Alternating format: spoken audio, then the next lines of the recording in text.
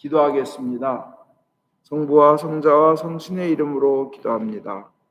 하나님 아버지, 이 자리에 오셔서 저희가 성령을 받도록, 성령의 은사를 받도록, 성령 충만한 은혜를 받도록 저희를 도와주시옵소서. 예수님 이름 받들어 기도하옵나이다. 아멘. 오늘은 성삼위일체 주일입니다.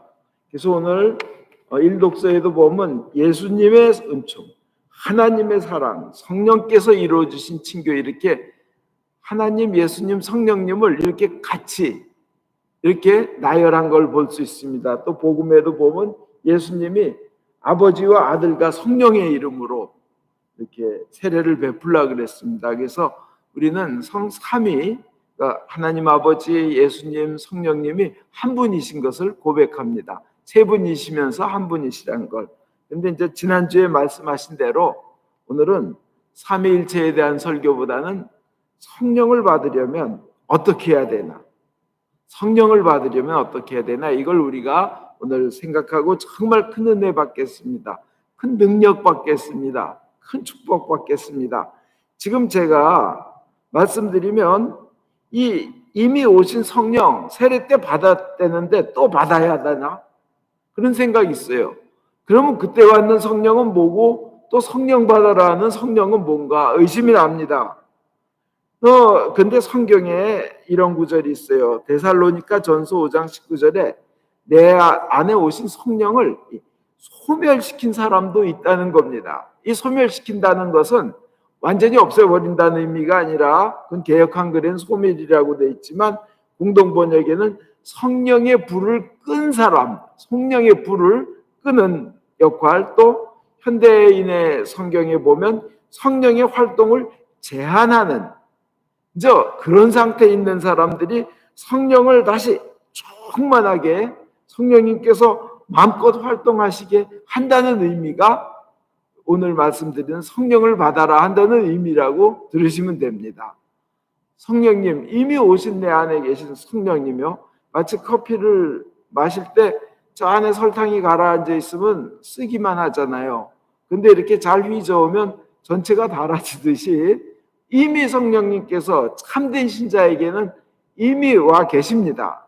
참된 신자에게. 근데 내가 참된 신자인지가 문제인 거죠. 그죠? 그러나 아무리 참된 신자라도 실수를 합니다. 넘어질 때가 있습니다. 마귀의 유혹이 있어요. 마귀가 막 방해를 합니다. 넘어집니다.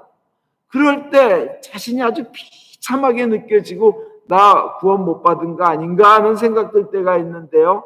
참된 신자는 그렇게 넘어져도 결코 성령님은 떠나시는 일이 없습니다. 비록 내 안에 가만히 계시는 한이 있어도, 그래서 결국은 구원으로 이끄십니다. 내가 참된 예수님의 양이냐 참된 신자냐 하는 것은 또 우리 깊이 우리 삶에서 한번 반성해 봐야 돼요. 조금 이따 드릴 말씀 한번 들어보시면서 이거 생각해 보세요. 성령을 못 받으면요, 구원 없습니다. 영생 없습니다. 그건 예수님이 말씀하셨어요. 요한복음 3장 5절에 정말 잘 들어두어라. 물과 성령으로 새로 나지 않으면, 물과 성령으로 새로 나지 않으면 아무도 하나님 나라에 들어갈 수 없다. 구원 못 받는다는 거예요. 성령으로 새롭지 않으면. 그 다음에 로마서 8장 9절에 그리스도의 성령을 모시지 못한 사람은 그리스도의 사람이 아닙니다. 이렇게 아예 못 박아놨어요. 성령 받아야 구원 받는다는 거예요. 그러면 성령을 받은 상태들이 일반적으로, 성령 받은 사람들의 그 삶이 일반적으로 어떤지 한번 생각해 봅시다. 심한 사람도 있고 이런 상황들이, 이런 그 현상이, 증세가 심한 사람도 있고 덜한 사람도 있지만 대부분 공감하는 건데, 성령을 받으면요, 성령이 충만해지면 기쁨이 있고 감격의 눈물이 있습니다. 신앙생활하면서 야, 나 같은 죄인을 영원히 살리시다니. 그러면서 나를 통해서 치유도 일어나고 기적도 일어나는구나. 막 이게 감격이 있고, 그래요. 많은 사람들이요. 다는 아니지만, 다 심한 건 아니지만 증세가 그래요. 또 성령을 받으면요, 저주의 사슬이 끊어집니다. 왜냐하면 믿으니까. 심지어는 유전에서 오는 저주의 사슬도 있어요. 병이라든지 약함. 옛날에는 유전에서 오면 못 끊는다고 그렇게 했는데 그것이 잘못된 주장이라는 것이 최근 과학에선 드러나고 있는 거예요. 유전인자조차도 바꿀 수 있는 거예요. 저주의 사슬이 끊어집니다. 왜냐? 믿으니까. 하나님의 사랑이 그렇게 정말로 크구나 하고 믿으니까 또 그 큰 사랑의 하나님이 전능하시고 나를 사랑하는데 전능까지 하시다. 불가능이 없으시다. 그러니까 그냥 그걸 믿으니까 저주의 사슬이 끊어집니다. 그리고 성경이 너무 꿀같이 달아져서 성경을 자꾸 읽게 돼요. 읽을수록 평안하고 읽을수록 행복하고, 야, 참된 진리가 여기 있구나. 뭐 과학이 대단한 줄 알았는데 과학은 이거에 비하면 아무것도 아니구나 하는 것을 이제 느끼게 되고 평안해집니다. 그래서 너무 꿀같이 달아지고요. 성경 읽으면서 능력을 받고 은혜를 받습니다. 또 하나는 성령 받으면요, 기도 시간이 너무 좋아서 자기도 모르게 오래오래 기도하게 됩니다. 어떤 사람들은 진짜 성령님 은혜 가운데서 밤을 새워 기도하는데도 정말 뭐 10분 지나간 것 같다 그러고 그래요. 많이 이런 증세들이 일어납니다. 심각한 증세가요. 좋은 증세죠. 그 다음에 기도하면 할수록 마음에 평안이 오고, 기도하면 할수록 너무 기쁘니까 또 기도하는 시간에 은혜를 받고, 기도하면서 하나님의 능력을 받고 지혜를 얻게 되고, 내가 두려워했던 게 사라지고 오히려 힘이 나니까 말이에요. 그냥 기도하면 할수록 행복한 걸 느끼면서 자꾸 기도를 하게 되고, 교회에 가는 것이, 교회 가는 시간이 그토록 기다려집니다. 은행 교회 가서 정말 하나님의 은혜를 받으리라. 그리고 또 성령을 받은 분들의 특기가 뭐냐면 예수님을 자꾸 전해요. 전하지 않고는 못 배기는 거예요. 왜냐? 자기가 체험했으니까. 그런데 그래서 여러분 말씀드렸죠. 산보가 있다 그래요. 성령 받은 분들. 이뻐요. 그냥 늘 행복하니까 이뻐요. 그 다음에 기뻐요. 내가 영원히 살 거니까 기뻐요. 세 번째로 바빠요. 그걸 전하려고 막 그 힘든 중에도, 그 바쁜 중에도 예수님이 이렇게 좋아, 영원한 생명이 있어 하고 막 전하. 그게 산보라 그러고, 또 두 가지 많은 게 있어요. 이 성령 받은 사람들의 두 가지가, 하나는 말이 많아요. 근데 열매를 맺힌 사람들은 좀 절제도 합니다. 훌륭히. 근데 너무나 전하고 싶어서 기쁘니까. 왜 연애하는 사람들 보면 듣고 싶지도 않은데 자기 애인 얘기 자꾸 하죠. 그죠? 뭐가 좋고 뭐가 이래서 감동하고, 우린 듣고 싶지도 않은데. 그 성령 받은 사람들 특기가 그거예요. 그 전에 1980년도에 이렇게 보면 미국에 한번 여행 갔다 온 사람은요, 이 세상에 다 여행 미국에 못 갔다 온 사람 투성이니까 80년대 그때 미국 한번 갔다 온 사람들은 한 번 갔다 오면 두 달을 얘기해요. 미국에 어디 갔더니 어떻고 어디 갔더니 좋아해봐 어째서, 듣고 싶지도 않은데 같은 얘기 또. 근데 성령님을 받으면 예수님이 너무 좋아서 전하지 않고 못 배깁니다. 저도 제 고등학교 동창하고 충주에 한 4시간에 걸쳐서 버스 타고 가고 있는데 내리면서 그 친구가 그래요. 너 4시간 내내 예수 얘기만 하더라. 저도 모르는, 너무 기뻐가지고. 그 말이 많아지고요. 그 다음에 눈물이 많아집니다. 기뻐서 울고, 아픈 사람들이 있으면 가슴 아파서 같이 울어주면서 울면서 기도하고, 그래서 말이 많고 눈물이 많아집니다. 또 하나 있어요. 그 죄를 짓지 않으려고 몸부림칩니다. 참된 신자는요. 성령 받은 사람은 안에 끊임없이 유혹이 올라와요. 그렇지만 죄를 짓지 않으려고 몸부림치며 죄 지으면 불편해요. 도대체 못 견디는 거예요. 안에서 성령님이 쿡쿡 찔러대셔가지고. 그렇다면 그분은, 그러면서 내가 예수님은 나의 주님이라고, 나의 구원자라고 고백하면 그분 구원받은 분이고 성령 받으신 분인 거예요. 그 다음에 그 은사가 어떻게 나타나냐는 그건 성령님께서 하시는 거예요. 성령님이 주시는 거고, 결과는 너는 좀 편히 쉬어라 하는 분들도 계시고, 너는 튀어나가서 오직까지 나가서 전해라는 분도 계십니다. 근데 죄를 짓지 않으려고 몸부림치면서 성령 받은 사람들은 예수님이 나를 위해 그렇게 고통받고 내 죄 때문에 그렇게 처절하게 고통받고 돌아가셨는데 내가 다시는 예수님을 가슴 아프게 하지 말자. 다시는 그를 배신하지 말자. 내가 비록 희생을 하고 손해보는 한이 있더라도 죄 짓지 말자. 이런 삶을 살게 되면 그분은 성령 받으신 분입니다. 그러면 생각해 보세요. 교회 가는 것보다 등산 가는 게 훨씬 좋다. 그 다음에 성경 읽는 것보단 TV 보는 게 훨씬 좋다. 예수님의 좋으심을 전하는 것보다는 잡담하는 게 너무 좋다. 그 다음에 죄 지어도 찝찝하지도 않다.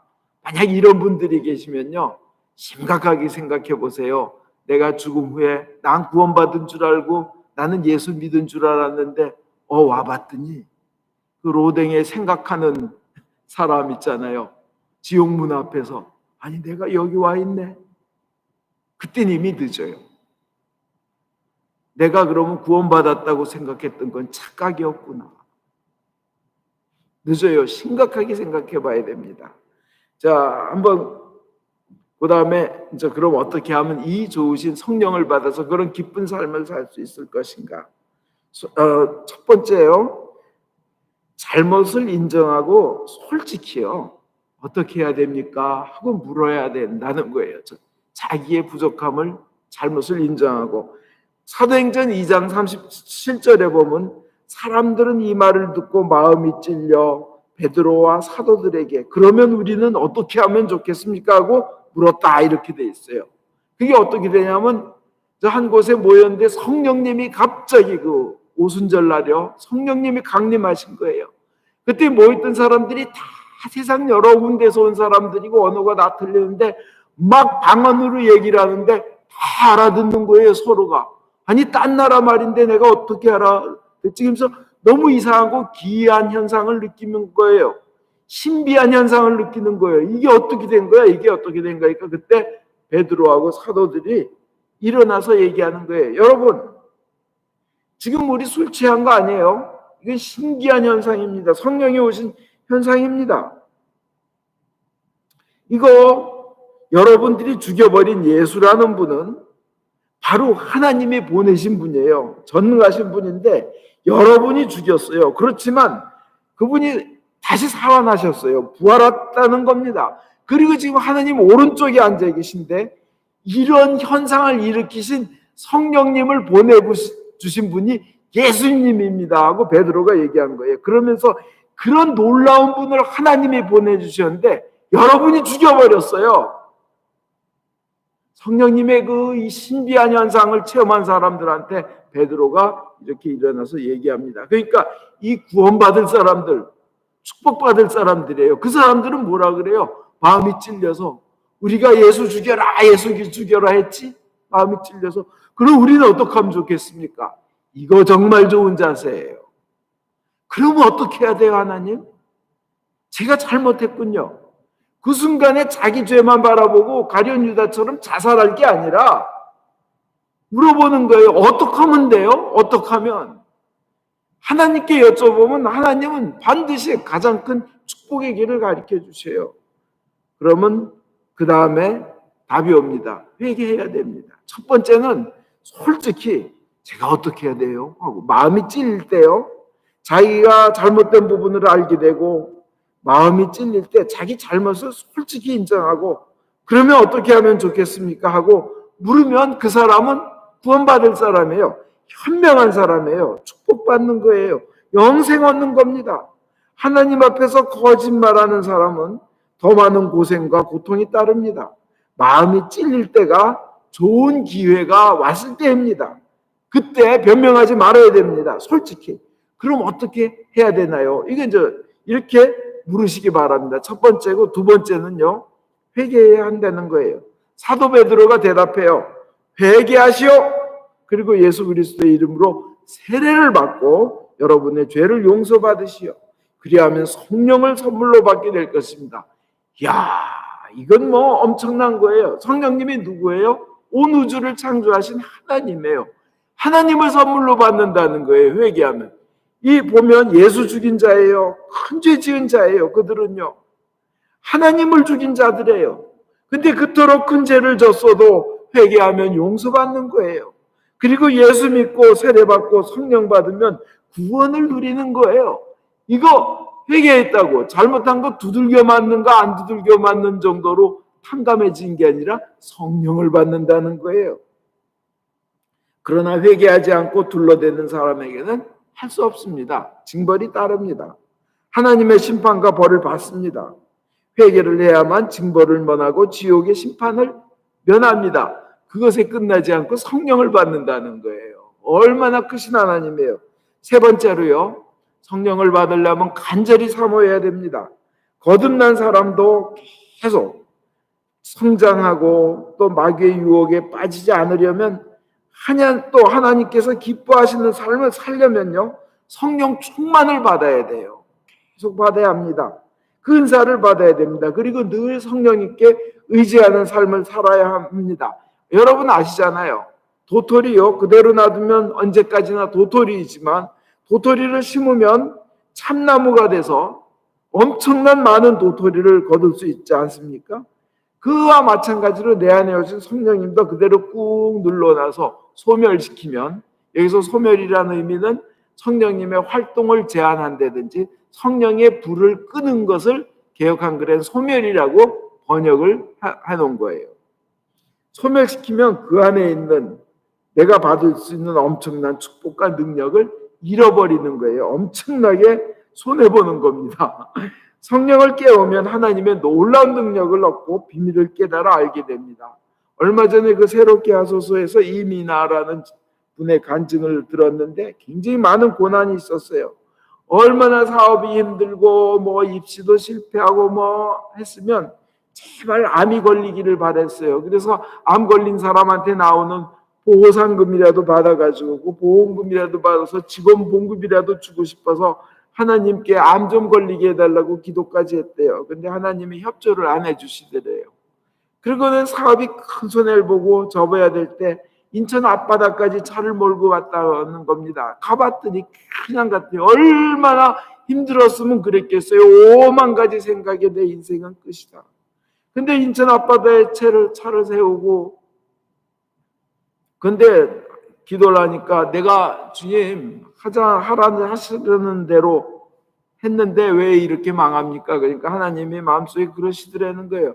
나는 너를 사랑한다. 그래서 그런데요. 너를 위해서 나는 죽었다.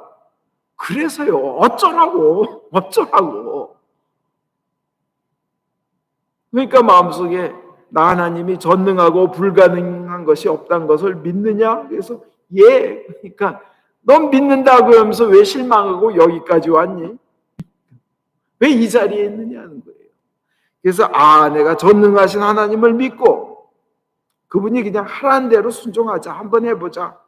망한 건 망한 거고 그냥 접을 건 접고 그 다음에 순종하기 시작했는데 기다렸다는 듯이, 정말 기다렸다는 듯이 영육간의 온갖 풍요와 또 좋은 사람의 연결과 사업과 축복이 그렇게 그냥 막 연결되면서 하나님이 해주신 것이 몰려오더라는 겁니다. 그래서 이분은 현재 자녀가 5이에요. 그 바쁜 와중에. 그 다음에 대학에서 강의를 해요. 저 전공 과목은 상담학이에요. 자기가 스파를 몇 군데를 운영하면서 스파에서 피부 마사지 해주면서 워낙 이제 화장품을 팔아서 많이 자기 고유한 화장품을 팔아서 이렇게 피부 그래서 이제 성공을 했으니까 그 피부 마사지 해주면서 상담하면서 사람들이 다 아무리 그냥 대한민국에서 최고 그냥 비싼 아파트 사는 분들도 왜 아파트 왜 한 채 100억짜리 이랬잖아요. 10밀리언 달러 이런. 근데 사는 분들도 그렇게 고민이 많고 왜 같이 하면서 얘기를 하면 전도가 척척 된다는 거예요. 나도 그랬어요. 나도 바닷가에 갔어요. 그러나 하나님께 순종하니까 이런 삶이 펼쳐졌어요 하면서 하면서 전도된다는 겁니다. 여러분 성령님을 받으면요 하나님의 전능하심이 믿어집니다. 그리고 순종을 하게 됩니다. 이게 비록 인간의 상식에는 안 맞는 일이라도 하나님의 뜻으로 알면 순종하게 된다는 거예요. 여러분, 그 성령님이 오시기를 간절히 사모해야 됩니다. 여러분, 이 세 번째예요. 첫째, 어떻게 해야 돼요? 여쭤보고, 둘째, 회개하고, 셋째는 간절히 사모해야 된다는 거예요. 여러분, 그렇게 병 낫기 위해서는 막 울며 불며 기도합니다.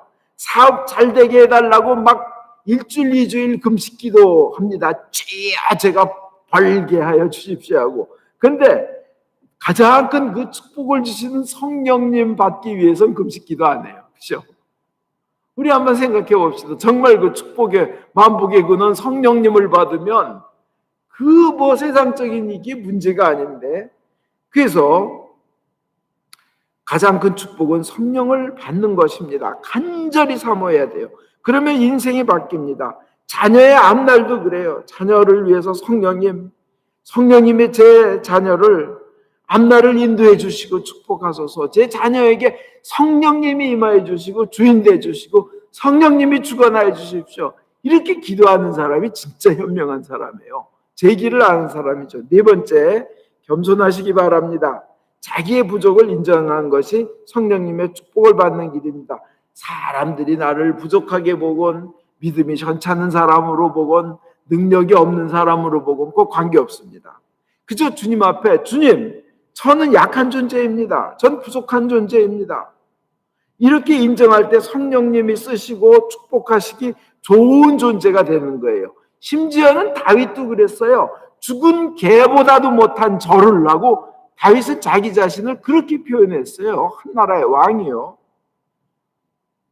우리는요, 은총으로만 사는 존재입니다. 내 능력만 가지고는 아주 작은 시련이나 유혹도 이길 수 없습니다. 오직 하나님의 은혜로만 살 수밖에 없는 존재가 우리입니다. 우리 유능한 거 하나님 앞에서 하나도 없어요. 사람들에게 유능하다고 뭐 잘생겼다고 이렇게 칭찬받을 이유도 없어요. 그냥 저는 오직 하나님의 은혜로만, grace alone, only by grace, 그 은총으로만 사는 존재입니다고 고백하면 됩니다. 왜냐하면은 성경에 그렇게 되어 있어요. 그렇게 그 잘나고 지혜 있고 능력 있는 사람을 하나님은 우습게 하신다는 거예요. 그래서 못난 자를 들어 쓰신다는 거예요. 못난 자를 들어. 뭐 고린도전서 1장 27절 28절 보면 하나님께서는 지혜 있다는 자들을 부끄럽게 하시려고, 부끄럽게 하시려고 이 세상에 어리석은 사람들을 택하셨다는 거예요. 그 사람들이 우리예요. 그렇게 믿으면 돼요. 어리석은. 그 다음에 강하다는 자들을 부끄럽게 하시려고, 강하다는 자들을 부끄럽게 하시려고 세상에 약한 사람들을 택하셨습니다. 우리가 그 약한 사람이라고 고백하면 되는 거예요. 또 유력한 자를 무력하게 하시려고 세상에서 보잘것없는 사람들과 멸시받는 사람들, 곧 아무것도 아닌 사람들을 택하셨습니다. 성경에는 이렇게 돼 있어요. 그러니까 뭐예요? 내가 겸손할수록, 내가 어리석다고 고백하고, 내가 약하다고 고백하고, 내가 무력하다고 고백하고, 내가 보잘것없다고 고백하고, 내가 멸시받아 당연한 사람이라고, 예수님도 그렇게 멸시받았는데 저가 받는 건 당연하지요. 그러면서 저도 아무것도 아닙니다. 이런 자세가 될 때, 이렇게 겸손할 때 하나님께서는 아주 쓰기에 좋은 도구가 된다는 거예요. 모차르트가 이 피아노 가르칠 때 그렇대죠. 처음 온 학생들을 가르쳐 달라니까 얼마나 피아노를 배웠습니까? 그러니까 뭐 몇 년을 어떻게 했습니까? 그럼 빠꾸. 뭐까지 쳤습니다. 빠꾸. 한 번도 배워본 적이 없습니다. 그럼 받아들일 때. 왜냐? 좀 어줍지 않게 안다는 것이 오히려 방해가 된다는 거예요. 그 하나님 앞에서도 그렇습니다. 생각해 보세요. 아무리 많은 실패를 인생에 하였어도 하나님께서 내 손 잡아주시면 나는 가장 위대한 도구가 되는 것입니다. 내가 실패하면 할수록 겸손해지잖아요. 그죠? 상처는 남지만 슬프지만 하나님 앞에 상한 심령이 되는 거예요. 그죠? 마음이 가난한 자는 복이 있나니 천국이 저의 것이며, 이 실패하면 할수록 마음이 가난해져요. 그죠? 이 살인자가 돼서 광야로 피신을 가서 40년 동안 내가 왕자였고 이집트의 왕위를 물려받았을 사람인데 하던 그 모세, 80대 돼서 된 노인 모세도 하나님은 위대한 인물로 세워주십니다. 감옥 속에 갇혀 있는 노예도 최고의 권자로 올려주십니다. 국무총리가 되게끔. 또 동물과 함께 먹고 자는 것 때문에 동물처럼 무시당하는 그 목동인 소년을 왕으로 세워주십니다. 내가 하나님 앞에서 겸손하며 이끌어주십니다. 뭐 앞날이 막막했던 장님이었던 강용우 박사요. 그 소년을 그 박사로 키우셔서 미국에 얼마나 큰 영향을 대통령 옆에서요 끼치는 훌륭한 분이 되셨습니까? 청계천에서요 그 얼어붙은 쓰레기 속에 그냥 아침에 일어나면 옆에 있던 사람이 얼어 죽어 있고 하는 그런 속에서 얼어붙은 쓰레기 속에 그 국수 조각을 하나 떼어 먹으려고 하던 그런 거지 남매를 보아심만 키워주셨던 그 왜 윤복희님의 그 간증 들어보고 본인이 그렇게 살았대요. 일어나면 얼어 죽어 있대. 너무 춥고 배고프고. 주님을 믿으면 인도하십니다. 내가 겸손한 자세로 낮추면 개인을 자랑하지 않고 하나님만 높이고 예수님만 높이면 그 모든 것 이상으로 세워주시고 높이 세워주실 것입니다. 고린도전서 1장 29절에 이렇게 됐어요. 인간은 아무도 하나님 앞에서 자랑할 수 없다. 하나님이 보시고 계시다. 자랑질하지 말아라 이거예요. 자랑하려면 예수님만 주님만 자랑하라는 거예요. 고린도전서 1장 31절입니다. 그러면요 성령님을 받으십니다. 네 가지를 잘 지키시 바랍니다. 그러면 천국을 누리며 기쁨을 맛봅니다. 이 우리가 성령님, 성경이 가르친다로 이렇게 살면요 우리는요 이렇게 심지어는 아까 언뜻 말씀드렸지만 유전인자가 끼치는 악한 영향도 끊어버리고 좋게 바꿀 수 있다는 것을 현재 과학자들이 얘기한다는 거예요. 심지어는 그 양자 물리학도 믿음에 관련이 있다. 모든 학문 중에 가장 그냥 힘들고 가장 과학적인 테스트가 많이 되는 게 양자 물리학 쪽인데 그 과학자들도 그 영향은 믿음에 있다 그런다는 거예요. 이게 말이 안 되죠, 그죠? 그 닥터 브루스 리튼이라고 있습니다. 이분은 위스콘신 의대 스탠포드 대학교의 의대 교수입니다. 또 연구자이고 리서처이고요. UVA에서 그 좋다는 UVA에서 생물학 박사학위를 딴 분입니다. 이분은 그래요. 기존의 모든 과학자들이 뭐 생물학자들이 의사들이 이렇게 가르쳤다. 근데 그건 잘못됐다. 그 잘못된 가르침이 뭐냐? 그 인간의 운명은 유전인자에 결정됐으면 유전인자가 결정됐으면 그걸로 끌려간다는 거예요. 그렇게 잘못 가르쳤다는 거예요. 옛날에. 그 다음에 뭐 조상 엄마 아빠로부터 받은 조상으로부터 내려받은 지인이 유전인자가 약하고 나쁘면 우리 인생은 할 수 없이 그것에 끌려간다고 그렇게 사람들은 얘기했다는 거예요. 그렇게 믿었고 근데 그것에 대해서 이 브루스 박사는 아니다. 너희들 그렇게 주장하는 것들은 과학자도 아니다. 새로운 살 길을 우리는 가지고 있다. 뭐냐? 너희들처럼 네 말 믿고 내 유전인자에 어떤 마음을 일으키는 유전인자가 있으면 우리는 그냥 죽을 수밖에 없어 하고 단체로 다 죽게끔 이끌고 가는데 그건 쥐떼들이 많아지면 그냥 앞으로 달려가다가 절벽에 떨어지면 다 떨어져 죽는 것 같은데 우리는 그 쥐떼가 아니다. 살 길이 있다. 딱 이렇게 이제 이분은 주장하는 거예요. 왜냐? 자기가 스템셀 줄기세포를 연구하고 하다 보니까 그 안에서 신을 발견한다는 거예요. 너무나. 이 유전인자라는 게 지금까지 너희들은 온오프가 있는데 그걸 자동적으로 킨다고 가르치지 않았냐? 유전인자에 의해서 그 나쁜 것들이 켜진다 가르치지 않았냐? 아니다. 인간이 어떻게 생각하고 믿느냐는 이 케미칼 신호를 보내면 모든 세포들은 그것에 반응해서 온오프를 일으킨다는 거예요. 내가 난 죽어야 돼 하고 믿으면서 신호를 시그널을 보내면 오케이 하고 나쁜 유전인자 온 하는 식으로요. 근데 이분의 주장은 그거예요. 우리의 인자는 이렇게 됐다는 거예요. 두 가지에 의해서 영향을 받는다. 첫째는 환경이고, 두 번째는 환경이 보내는 시그널을 내가 어떻게 이해하고 믿느냐. 그 두 가지에 의해서 모든 유전인자는 온 오프를 켜고 켰다가 껐다가 한대요. 첫째는 환경이고, 두 번째는 그 환경이 보내는 시그널을 내가 어떻게 이해하느냐. 그래서 이분은 간단하다는 거예요. 환경은 좋은 것으로 내가 갈 수 있다. 환경에 의지받지 않으면 된다. 그 다음에 환경이 보내는 시그널을 내 믿음에 의해서 좋은 것으로 받아들여 버리면, 좋은 것으로 바꿔버리면 내가 그 유전인자의 영향을 받지 않을 수 있다는 거예요. 실제로 이분의 연구에 의하면 정말 유전인자에 의해서 생기는 병은 1%도 안 된다는 거예요. 정확하게 알려진 것은 6가지 병이라는 거예요. 나머지는 다 우리가 영향받지 않아도 된다는 거예요. 그 6가지 병이라는 것도 보면 들어보기도 힘든 병인데, 낭포 섬유증, 한팅턴 병, 저는 이게 도대체 뭔 말인지 우리는 들어보지도 없는. 근데 이분의 주장은 이런 거예요. 이분도 거의 가장 잘 알려진 베스트셀러고 최고의 과학자인데도 불구하고 우리는 우리의 믿음이 앞날을 결정하는 거지 나쁜 유전인자가 우리의 인생을 결정하는 게 아니다. 이렇게 한 거예요. 자, 대단한 과학자의 얘기인데요. 성경에는 이미 2000년 전에 다 그렇게 가르치고 있다는 거예요. 성령을 받으라.